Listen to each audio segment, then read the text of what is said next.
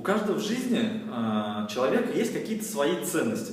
Вот напишите, что для вас ценно, да, что ради чего вы готовы прям на все. Мне интересно тоже узнать. Вот я немного расскажу про свои ценности. Мои ценности, это, конечно, в первую же очередь мои родители.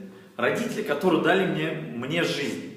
Да, они не всегда в меня верят. Это у всех так. Но они меня любят, и я их люблю, и это вот реально ради них, ради того, чтобы они жили хорошо, я готов на многое. Конечно же, после них идут мои друзья.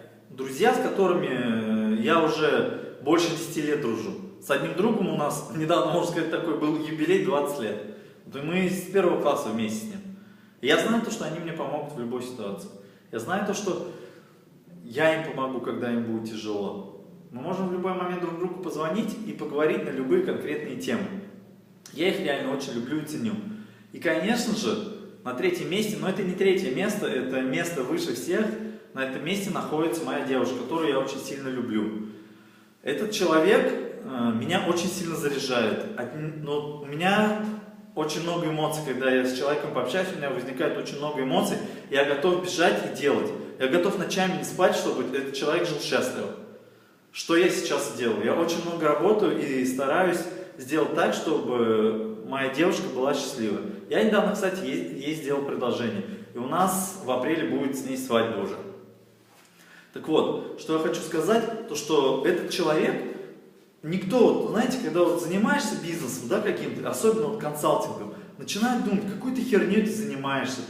Не понимают, люди пока еще не понимают, что консалтинговый бизнес это такой же бизнес, то, что ты приносишь людям ценность.